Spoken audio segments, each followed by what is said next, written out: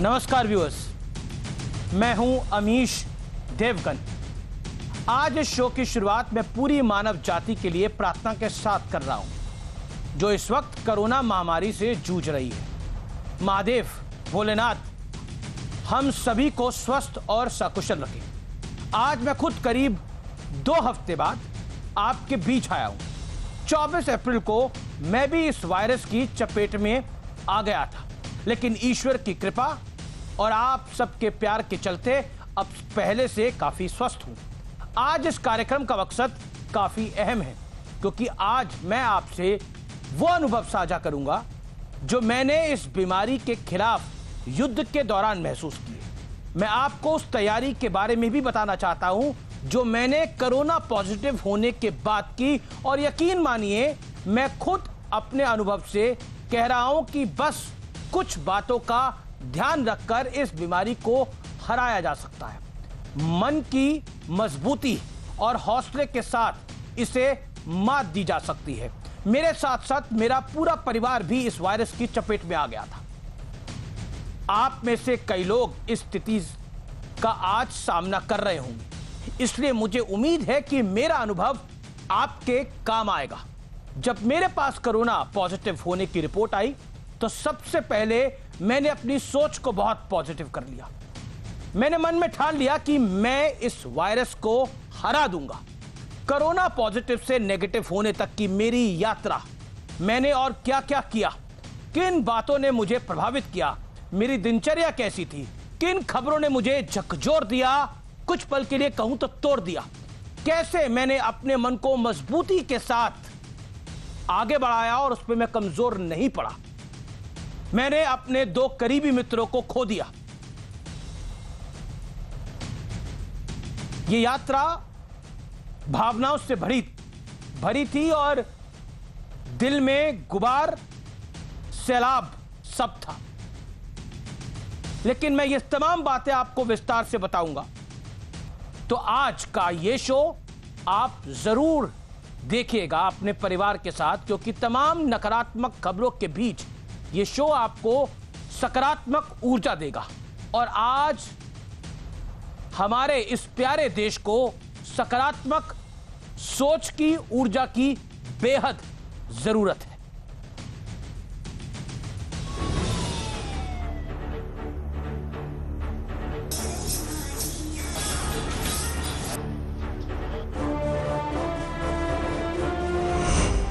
Positive से negative तक की यात्रा, कोरोना को मात देने का मूल मंत्र। कोरोना से आंखों देखी।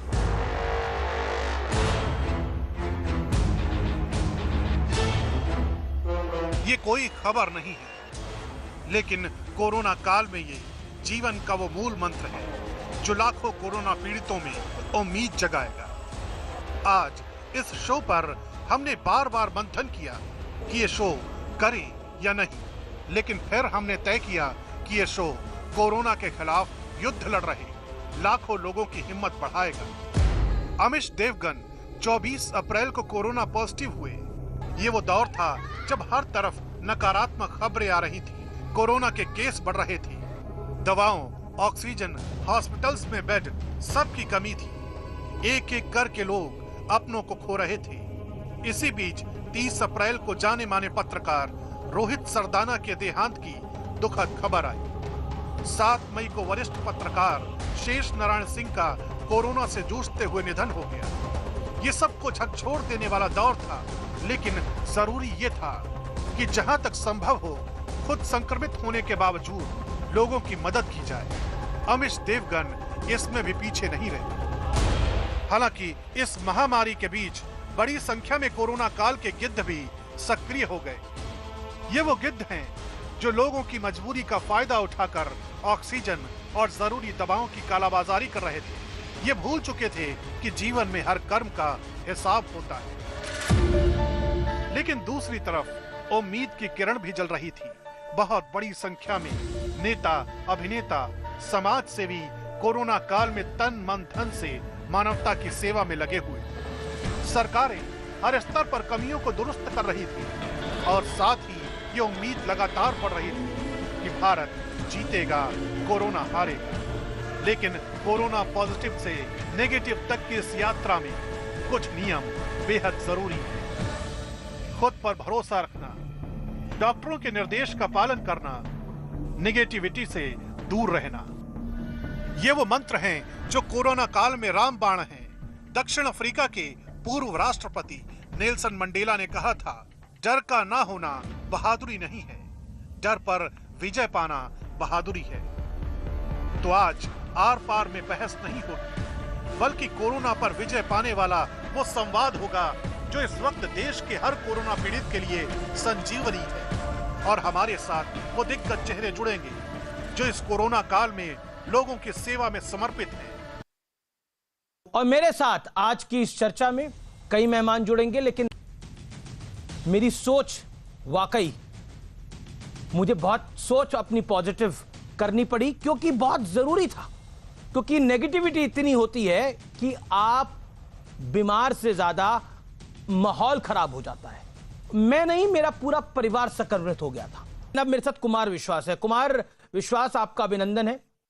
सबसे पहले तो हम आपके पीछे देख रहे हैं कि शाम ढल रही है, लेकिन जी, मैं गांव में हूं जी, आप गांव में हैं और गांव की परिस्थिति खराब भी है। हम सब जानते हैं कि इस समय महामारी के इस दौर में शहर में तो ट्विटर भी अवेलेबल है, सोशल मीडिया भी अवेलेबल है, और अगर हम देखें तो अस्पतालों की संख्या, डॉक्टरों की संख्या भी ठीक ठाक है, लेकिन गांव की स्थिति बहुत खराब है। उन्हें तो पता ही नहीं है ये बीमारी कैसी है। मैंने अभी पिछले 5 दिन पहले हमेशा एक चैनल को बोला था, और मैं लगातार अपने फेसबुक ट्विटर पे लिख रहा हूं कि गांव के बारे में सचेत हो जाइए। गांव में तो पैरासीटामोल भी नहीं है। और मैं आपके दर्शकों को बता दूं कि इसीलिए हमने 4 दिन पहले गांवों में एक कोविड केयर किट बनाकर वितरित करना प्रारंभ किया है।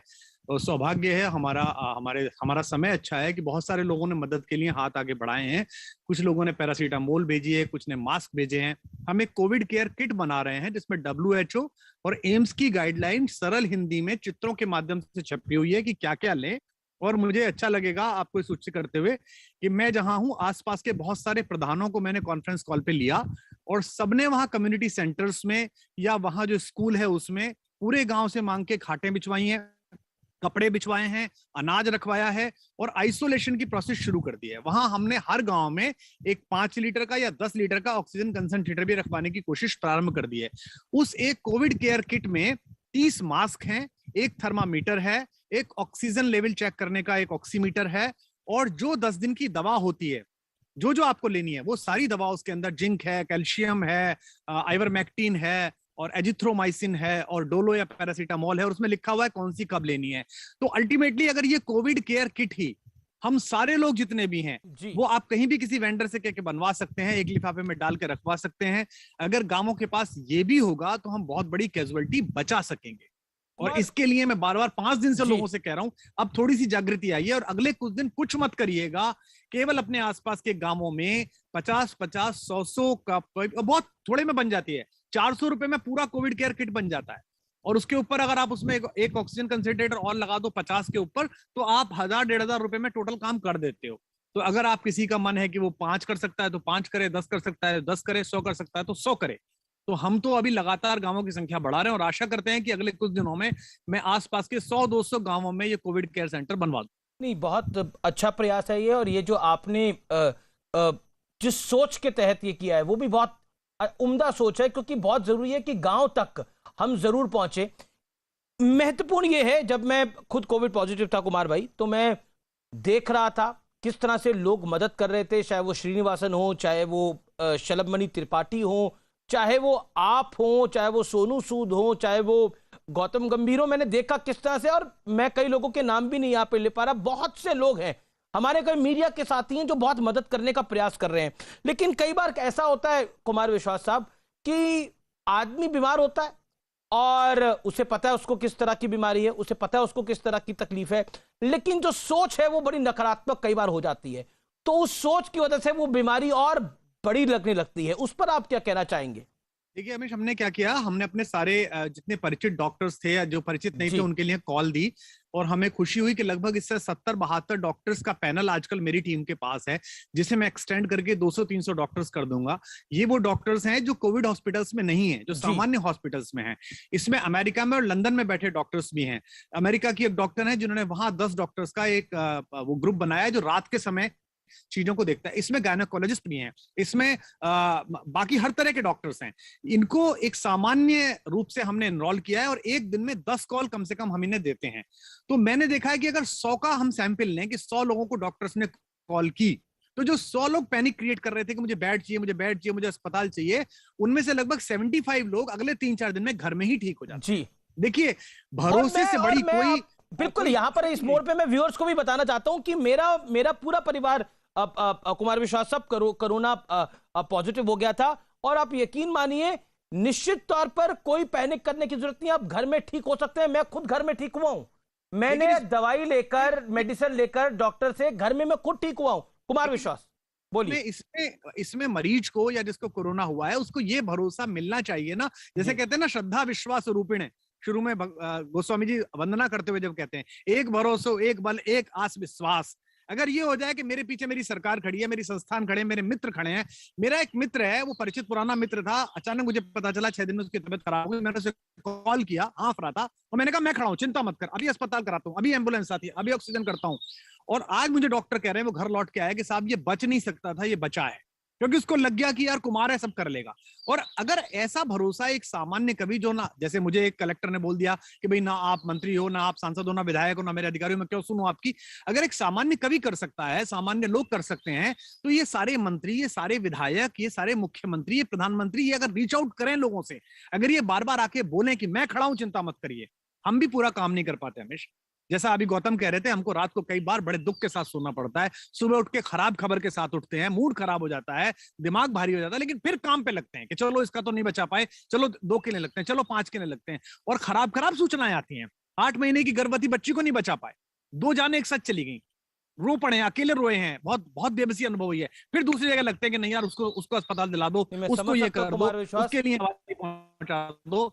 तो ये तो युद्ध है, इसमें तो सबको जुटना पड़ेगा, तब जाके मनुष्य नहीं, आपका हैशटैग बहुत अच्छा लगता है मुझे। आप जो अपना हैशटैग देते हैं, लड़ेंगे जीतेंगे, वो मुझे बहुत अच्छा लगता है, बहुत हौसला देने वाला है। और मैं आपको ये कहता हूं, जब भी मैं आपका वो हैशटैग पढ़ता था, लड़ेंगे जीतेंगे, बड़ा हौसला मिलता था। मैं एक बात शेयर करना चाहता हूं आप लोगों से। जिस दिन रोहित सरदाना की अचानक देहांत हो गया, मुझे लगता है कि, या फिर शेष जी का देहांत हो गया, शेष जी को पूरी उपचार का पूरा प्रयास किया गया लेकिन वो नहीं बच पाए, प्लाज्मा थेरेपी तक देने का प्रयास हुआ लेकिन वो नहीं बच पाए। Rohit Sardana young anchor, young journalist, और 42 साल की उम्र में उनको भगवान के पास जाना पड़ा। यकीन मानिए उस दिन तो दिल बैठ सा गया था, और मैं अकेले कमरे के अंदर खूब मेरे आंसू निकले, और आंसू निकलने के बाद एक ही बात निकली कि आखिरकार क्यों मानव जाति के ऊपर इतना बड़ा प्रहार, क्यों। लेकिन फिर मैंने सोचा कि हम सब लोग भी अपने आप को बहुत बड़ा समझने लग गए थे कि देखिए हम इंसान हैं, हम साइंटिस्ट हो गए, हम डॉक्टर हो गए, हमारे पास पैसे बहुत है, हमारे पास क्षमता बहुत है, विश्व की ताकतें झुक गई जब महादेव ने अपना तीसरा नेत्र खोला। ये मैं कहना चाहता हूं कि हमें भी रियलाइज करना पड़ेगा कि हम कहां कहां गलत हुए हैं जीवन के अंदर, ये सोचना पड़ेगा। कुमार विश्वास। लेकिन इसमें सबसे बड़ी बात क्या है कि अगर आप, जैसे मैं बहुत बेहूदगी के तर्क देखता हूं दोनों पक्षों के, और मुझे अपने एक बहुत ही प्रिय मित्रों को डांटना पड़ा है फोन पे। कुछ जो सरकारों में मेरे बहुत सारे मित्र हैं, वो चाहते हैं कि इसके खिलाफ हम बोले कि नहीं सब पॉजिटिव रहिए, पॉजिटिव रहिए। कुछ जो सरकारों के खिलाफ लोग हैं, वो इस अवसर का प्रयोग करना चाहते हैं ताकि सरकारें अपदस्थ की जा सकें, शासक के प्रति घृणा पैदा की जा सके। मेरा दोनों से ही कहना है कि आपने दोनों ने हमें निराश किया है। अब अगर जनता एक दूसरे के साथ काम कर रही है, रेड क्रॉस एक दूसरे के साथ काम कर रहा है, हम लोग एक दूसरे का हाथ पकड़ के काम कर रहे हैं, तो हमारा काम डिस्टर्ब मत करिए। देखिए, जब युद्ध चलता है तो सेनापति ने गलत व्यूह रचना बनाई थी, रसद गलत पहुंची थी, इस पे उस समय चर्चा करनी ठीक नहीं होती। एक सैनिक का काम होता है कि वो उस समय लड़े। तो मैं फिर दोबारा कह रहा हूं, अगर पार्टियां ये कह सकती हैं कि मेरा बूथ सबसे मजबूत, प्रधानों के पास घुस जाती हैं, गांव गांव घुस जाती हैं, अपना एक वोट नहीं जाने देती। अपना जो पोलिंग बूथ मैनेजर होता है, मैंने भी बनाए पोलिंग बूथ वाले, मैंने जब चुनाव लड़वाए 3-3 दिल्ली में, तब मैंने बनाए थे। अगर उनसे कहती है बेटा एक भी वोट जाने नहीं चाहिए, तो अपने कार्यकर्ताओं से ये कैसे नहीं कह सकते कि एक भी मरीज बीमार नहीं पड़ना चाहिए, एक भी मरीज उपचार के बिना नहीं रहना चाहिए, एक भी ऐसा व्यक्ति नहीं होना चाहिए जिसे कॉल ना जाए, भरोसा ना जाए। ये कहाँ की आपकी नेतृत्व क्षमताएं हैं। लेकिन अब चूंकि वो है नहीं और लोग गायब हैं सिरे से, तो मेरी जिम्मेदारी बनती है, आपकी जिम्मेदारी बनती है। आपने अगर लड़ेंगे जीतेंगे हमारा हैशटैग देखा हो, तो हमारी टीम जो ऑफिस ऑफ कुमार विश्वास है, वो एक बात और लिखती है, ना मैदान छोड़ेंगे ना पीठ दिखाएंगे, हम लगातार लड़ेंगे। हमारे पास साधन कम है, हमारे पास ऑक्सीमीटर कम है, दवाएं कम है, मुझे भीख मांगनी पड़ रही है। मैं अपने जो पुराने दोस्त हैं, जो रईस हैं, जो अच्छे हैं, जिनके पास है, उनको फोन कर करके कह रहा हूं, भाई तू 100 किट दे दे, तू 50 किट दे दे, 40 किट दे दे। लोग ले भी रहे हैं, और मुझे लगता है कि हम संयुक्त होकर लड़ेंगे तो हम इससे पटक लेंगे, जून तक जाने नहीं देंगे, उससे पहले इस कोरोना को पटक लेंगे। ये देखिए, बड़ी पॉजिटिव बात आपने अभी कही, बातों बातों में शायद आपको रियलाइज भी नहीं हुआ कि हम जून तक इस कोविड को पटक देंगे। देखिए, ये जो आप जो बोल रहे हैं, ये लोग सिरे के उस पार और सोशल मीडिया के माध्यम से लाखों करोड़ों लोग देखेंगे। इस समय जब मैं आपसे बात कर रहा हूं, तो मुझे बहुत से लोग ट्वीट कर रहे हैं, मेरी टीम मुझे बता रही है, बहुत से लोग फेसबुक पे लिख रहे हैं, फेसबुक पे इस समय ये लाइव आ रहा है, बहुत से लोग लिख रहे हैं कि जरूर कुमार विश्वास से इस बात को जरूर पूछेगा, और आपने उसका जवाब दिया भी अपने तरीके से, कि जब आप लोगों की मदद नहीं कर पाते, जब आप अगले दिन, जैसे अभी आपने बोला, सुनते हैं कि वो नहीं रहा, तो मन दुखी जरूर होता होगा। लेकिन वो क्या ऐसी सोच है जो आपको कहती है कि कल दोबारा उठ, तू कल हारा है लेकिन दोबारा उठ, आज तू जीत जाएगा? वो ऐसी कौन सा आत्मबल है, वो कौन सी सोच? युद्ध में कभी भी आपके आसपास जो सैनिक मर के गिरता है, जो लड़ता हुआ गिरता है, उसके प्रति शोक मनाने का समय करना महारथियों को शोभा नहीं देता। ये युद्ध के बाद का काम है, जब युद्ध हो जाए तब आप गिनती करें। मुझे दुख के साथ कहना पड़ रहा है कि मेरे आसपास के इतने मेरे प्रिय लोग गए हैं, जिनके लिए मैं अच्छी सी एक श्रद्धांजलि नहीं लिख पाया। रोहित आपका भी दोस्त था, मेरे लिए छोटे भाई जैसा है जी।